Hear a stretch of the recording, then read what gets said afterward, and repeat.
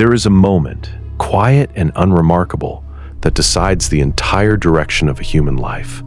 It is not the moment of triumph. It is not the moment of collapse.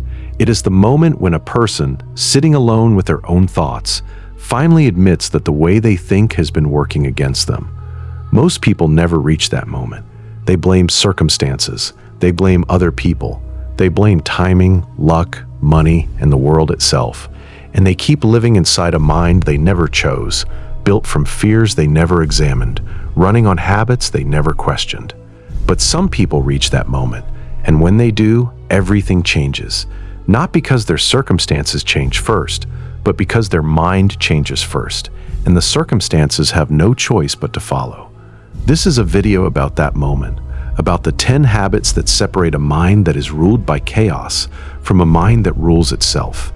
The Stoics called this discipline of the inner world prohairesis, the faculty of choice, the one thing that is entirely, permanently, unshakably yours. Everything else, your body, your reputation, your possessions, other people's opinions of you, can be taken. Your mind, if you train it, cannot. Marcus Aurelius, a man who ruled the most powerful empire on earth, wrote to himself in the middle of war camps and plagues, "You have power over your mind, not outside events. Realize this, and you will find strength." He was not writing for an audience. He was writing to remind himself every single day, because even an emperor's mind could be conquered if he stopped defending it. If a man who commanded legions had to fight daily for control of his own thoughts, what makes you think yours will organize itself by accident? It will not. A mind left untrained does not become peaceful, it becomes noisy. It does not become disciplined, it becomes reactive. It does not become strong, it becomes whatever the last stressful event told it to become. So today, we rewire it. 10 habits, ancient wisdom, built for the world you actually live in. The notifications, the comparison, the noise, the pressure to be someone you're not. Stay until the end, because habit 10 is the one that makes the other 9 permanent, and most people quit exactly one step before it. Habit 1. Control the first 10 minutes. The way you begin a day is the way you silently agree to live it. Most people wake up and immediately hand the keys of their mind to their phone. Within 60 seconds of consciousness, they are absorbing someone else's opinion, someone else's crisis, someone else's curated highlight reel. Before they have even decided who they want to be today, the world has already told them who to be afraid of, who to envy, and what to feel anxious about. Epictetus taught that the first task of philosophy is to protect the ruling faculty of the mind from being disturbed. He would be horrified and unsurprised by how casually modern people surrender that faculty before their feet even touch the floor. Think of your mind in the morning like a clean glass of water. The first thing poured into it colors everything that follows. Pour in outrage, comparison, and noise, and the entire day carries that tint, no matter what happens next. Pour in intention, clarity, and stillness, and even chaos later in the day struggles to cloud it completely. This habit is simple to state and difficult to practice. For the first 10 minutes after waking, you touch nothing that was not chosen by you in advance. No phone, no news, no inbox. Instead, you decide, consciously, deliberately, what kind of person you intend to be before the day has a chance to decide it for you. Marcus Aurelius began his mornings by rehearsing the difficulties he might face, the ungrateful, the arrogant, the dishonest, not to become bitter, but so that none of it would catch him unprepared. He was inoculating his mind the way a physician inoculates a body. You are not naive if you expect friction. You are only naive if you expect none. Try this tonight. Decide, before you sleep, exactly what your first 10 minutes tomorrow will contain. Water, stillness, a single written intention, nothing borrowed from someone else's morning. When you control the opening of the day, you are far less likely to spend the rest of it reacting to what other people opened first. Habit 2. Separate what is yours from what is not. Almost every unnecessary suffering in a human life comes from one single confusion: treating something that is not yours to control as though it were. You cannot control whether someone likes you. You cannot control the economy, the traffic, the weather, or what a stranger thinks when they scroll past your face. You cannot control whether your effort is rewarded on the timeline you hoped for, and yet most people spend the majority of their emotional energy fighting precisely these battles, trying to control the uncontrollable, and calling the resulting exhaustion just how life is. Epictetus opened his entire philosophy with this distinction. Some things are within our power, and some are not. Our judgments, our impulses, our desires, our aversions, in a word, everything that is our own doing. These are within our power. Our body, our property, our reputation, our position, in a word, everything that is not your own doing. These are not within our power. Imagine holding two ropes in your hands. One rope is attached to a mountain, immovable, no matter how hard you pull. The other is attached to a small door directly in front of you, one you could open with the lightest push. Most people spend their entire lives pulling on the mountain rope, exhausting themselves against something that will never move, while the door, the one thing they actually could open, remains untouched beside them. This habit asks you to run a simple filter through every frustration. Is this mine to control? If yes, act. If no, release. Not with resignation, not with defeat, but with the calm understanding that energy spent on what you cannot control is energy stolen from what you can. A person who has genuinely internalized this distinction becomes almost impossible to destabilize. Insults lose their sting because the other person's words were never within your control to begin with. Only your response was. Setbacks lose their terror because you learn to ask not "why did this happen to me?" but "what is now within my power given that it happened?" This is not passivity. It is the most efficient use of a finite mind. You stop bleeding energy into the mountain rope, and you finally have the strength left to open the door. Habit 3. Turn the obstacle into the instruction. There is a phrase that has quietly guided emperors, prisoners, and entrepreneurs across 2,000 years. The obstacle is the way. Most people experience a setback and interpret it as a stop sign. The Stoic trains himself to read it instead as a set of instructions. Not "this should not be happening," but "given that this is happening, what does it teach me to do next?" Marcus Aurelius wrote one of the most quoted lines in Stoic history directly addressing this. The impediment to action advances action. What stands in the way becomes the way. He did not mean that obstacles are secretly pleasant. He meant that the mind which learns to extract instruction from difficulty becomes unstoppable because it has removed the one thing that usually halts people, the belief that difficulty means stop. Think of water meeting a rock in a riverbed. The water does not argue with the rock. It does not waste energy resenting the rock's existence. It simply finds the space the rock did not occupy and continues moving, and over enough time, it is the rock that changes shape, not the water. This habit requires you to ask a different question the moment something goes wrong. Not, "Why is this happening to me?" which produces only self-pity, but "What does this force me to build that I would not have built otherwise?" Every obstacle carries a hidden curriculum. Rejection teaches resilience. Financial pressure teaches discipline. Betrayal teaches discernment. The obstacle is rarely kind, but it is almost always instructive if you are willing to read it as a teacher instead of an enemy. The people who build extraordinary lives are rarely the ones who avoided the most obstacles. They are the ones who develop the fastest habit of converting obstacles into instructions, while everyone around them was still asking why the obstacle existed at all. Habit 4. Rehearse the worst case without fearing it. Modern culture teaches people to avoid thinking about worst-case scenarios, believing that visualization of failure invites failure.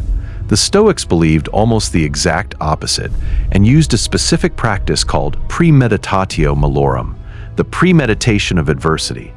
This is not anxious spiraling. It is the deliberate, calm rehearsal of loss so that if loss arrives, it meets a mind that has already met it once before in controlled conditions. Seneca wrote to a grieving friend that nothing ought to be unexpected by us. Our minds should be sent forward in advance to meet every difficulty, and we should consider not what usually happens, but what could possibly happen. He was not teaching pessimism.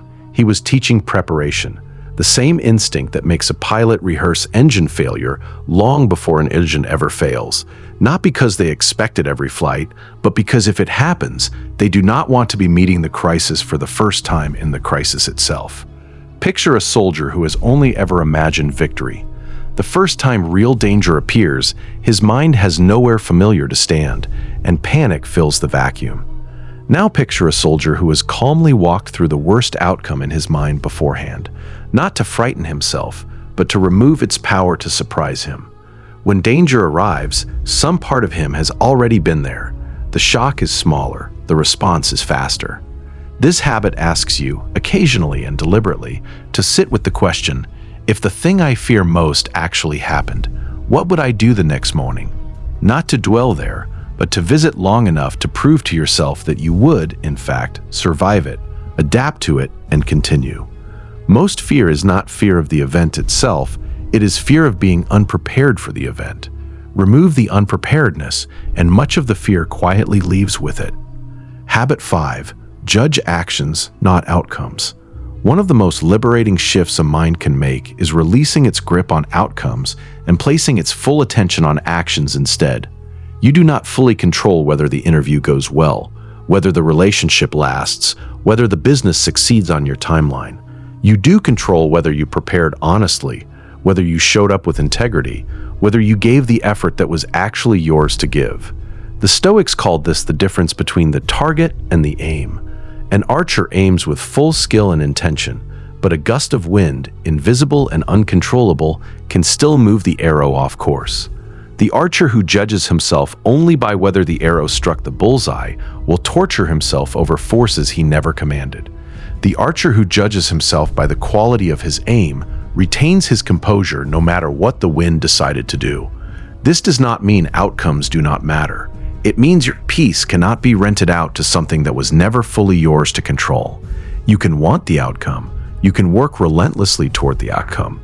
But your self-respect must be anchored to the discipline of your effort, not the verdict of the result, because the result is influenced by 1,000 variables that have nothing to do with your worth. Marcus Aurelius reminded himself constantly that the task was to act well, not to guarantee that the world would respond well to the acting.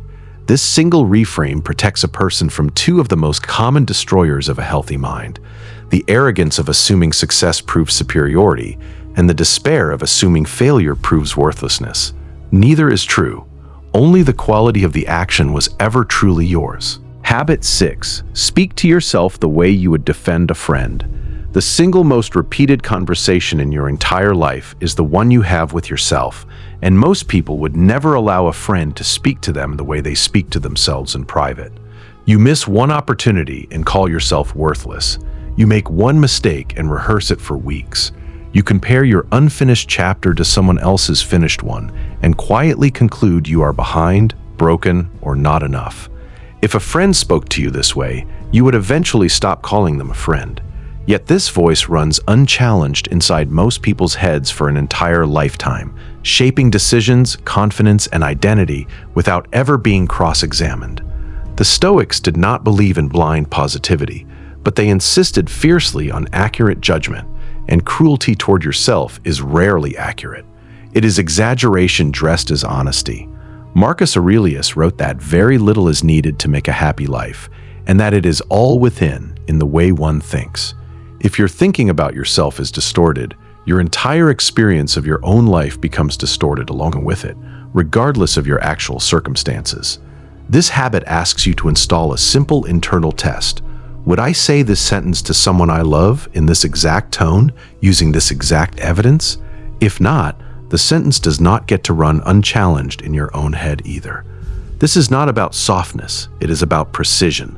A harsh inner voice does not produce discipline, it produces avoidance, because most minds eventually stop attempting things that only lead to internal punishment. A precise inner voice, one that can say, "That was a mistake, correct it," without adding, "and therefore you are worthless," produces something far more durable, a person who keeps trying, because trying no longer feels like walking into an ambush from inside their own mind. Habit 7. Shrink the circle of comparison. Comparison, left unmanaged, is one of the fastest routes to a mind at war with itself, because the circle of comparison available to a modern person is no longer their village, their street, or even their city. It is the entire visible world, curated to show its best angle at every hour without pause. The Stoics lived in a smaller world, but they identified the mechanism with total clarity. Seneca warned that comparing ourselves to those who possess more is a certain path to misery, because there will always, at every level of achievement, be someone positioned to make your progress look small. Chase a number, and there is always a bigger number. Chase a title, and there is always a grander title. The comparison never runs out of new material, because it is not actually measuring your life. It is measuring your life against an infinite, ever-shifting index of other people's curated highlights. Picture a man walking along a road with a lantern, perfectly capable of seeing his own path, until he starts spending his attention studying the size of everyone else's lantern instead. He does not walk faster, he does not see his own road more clearly, he simply trips more often because his eyes are no longer on his own steps. This habit is a discipline of deliberate narrowing, comparing today's version of yourself only to yesterday's version of yourself. Not because ambition is wrong, but because ambition measured against an infinite external field produces anxiety, while ambition measured against your own prior self produces genuine, trackable growth. The question is never, am I as far along as they are? The question is only ever, am I further along than I was? Controlling the opening of your day, separating what is yours to control from what is not, converting obstacles into instructions, rehearsing adversity without fearing it, judging your actions instead of your outcomes, defending yourself the way you would defend a friend, and shrinking the circle of comparison down to a single honest measurement, who you were yesterday. Now we finish the system. Habits 8, 9, and 10 are different from the ones before them, because these are not habits of thought alone. They are habits of action, the ones that prove whether everything you just learned actually changed anything, or whether it simply became information you agreed with and then forgot by lunchtime. Stay to the very end, because habit 10 is the one that locks the other 9 into place. Without it, everything you have learned so far remains theoretical. With it, it becomes who you are. Habit 8. Do the uncomfortable thing first. Every single day presents a small menu of choices between the comfortable and the necessary, and the order in which you choose from that menu quietly determines the entire trajectory of your character. Most people are trained, almost invisibly, to complete the easy tasks first and postpone the difficult ones. The hard conversation, the workout, the overdue apology, the project that actually matters until later, when energy is lower and resistance is higher. And so the difficult, important thing keeps losing to the easy, unimportant thing, day after day, until months have passed and the person wonders why nothing significant has changed in their life. The Stoics practiced a discipline of voluntary hardship for exactly this reason. Seneca recommended setting aside days to practice poverty deliberately, plain food, rough clothing, so that scarcity would lose its power to frighten him, and so that comfort would never become something he could not live without. This was not self-punishment, it was training. A muscle that is never tested cannot be trusted under real pressure, and a mind that always chooses comfort first cannot be trusted to choose correctly when comfort and necessity actually collide. Picture two people preparing for winter. One spends every warm afternoon doing whatever feels pleasant in the moment. The other spends some of those afternoons deliberately practicing discomfort, carrying more than necessary, waking earlier than necessary, doing the harder task first. When winter actually arrives, one of them has been secretly training for it the entire time, and the other has simply been enjoying summer. This habit asks you to identify, at the start of each day, the single task you are most tempted to avoid, and to do it before you allow yourself anything easier. Not because difficulty is virtuous by itself, but because a mind that consistently proves to itself that it can act despite discomfort stops being ruled by discomfort at all. The avoidance loses its power the moment you stop obeying it. Habit 9. Build a reputation with yourself, not with the crowd. There are two audiences a person can spend their life performing for: the crowd outside them or the witness inside them. Almost everyone defaults to the first, because the crowd is loud, visible, and immediately rewarding. Almost no one deliberately chooses the second because the witness inside them offers no applause, no likes, no external proof, only the quiet, permanent knowledge of whether you kept your word to yourself. Marcus Aurelius wrote that he had seen how quickly all things vanish, the runners and the running, and how meaningless the praise of the many actually is when examined closely, because the many rarely even agree with one another, and what earns admiration in one crowd earns mockery in the next. To build your identity on a foundation that shifts depending on who happens to be watching is to build a house on water. Building a reputation with yourself means something specific and measurable. When you say you will wake up at a certain hour, you wake up, whether or not anyone will ever know. When you say you will not lie, you do not lie, even in the small moment where a lie would be convenient and undetectable. When you commit to a boundary, you hold it, even when holding it costs you comfort or approval. Over time, this produces something the crowd's applause never can: a person who trusts their own word, because they have tested it privately, thousands of times, and it has never once broken. Think of a bank that only ever advertises its wealth, but never actually holds the funds it claims. Eventually, under real pressure, the truth reveals itself. A person who has built their reputation entirely on external perception is the same kind of institution.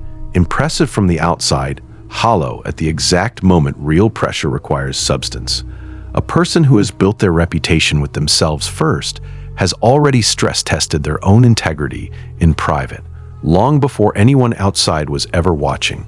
And so the pressure, when it comes, finds something solid. Habit 10. Return to the system, even after you fail it.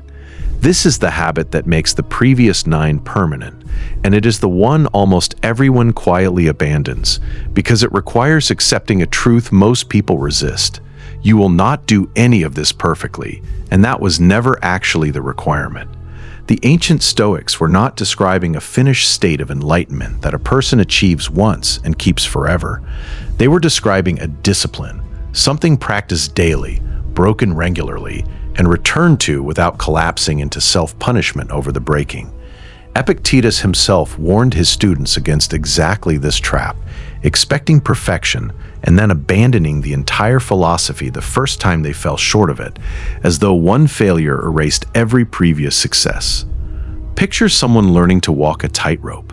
They will fall. Everyone who has ever mastered the rope fell first, many times, often in front of an audience that assumed the falling meant they should quit. The people who eventually master the rope are not the ones who never fell. They are simply the ones who climbed back onto it the next morning, with no more drama attached to the fall than a lesson in balance. This is the entire secret hiding inside Habit 10. The system does not require an unbroken streak. It requires a returning reflex. You will skip the first 10 minutes some mornings. You will lose your composure over something that was never yours to control. You will avoid the uncomfortable task, compare yourself against the wrong measurement, and speak to yourself with a cruelty you would never accept from anyone else. All of that is not evidence that the system failed. It is simply evidence that you are human, practicing a discipline that has challenged humans for over 2,000 years, and that no one, not Marcus Aurelius, not Seneca, not Epictetus, ever claimed to have mastered without repeated, quiet returning. The difference between a person who eventually rewires their mindset and a person who tries once and reverts back is almost never talent, intelligence, or even willpower in the moment of falling. It is simply this: one of them treats the fall as proof they should quit, and the other treats the fall as the next data point in a discipline they intend to practice for the rest of their life. Closing 10 habits. Not 10 tricks, not 10 hacks that promise a transformation by Friday.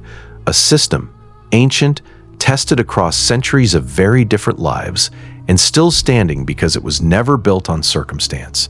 It was built on the one part of you that no circumstance can ever fully reach: your judgment, your choice, your mind.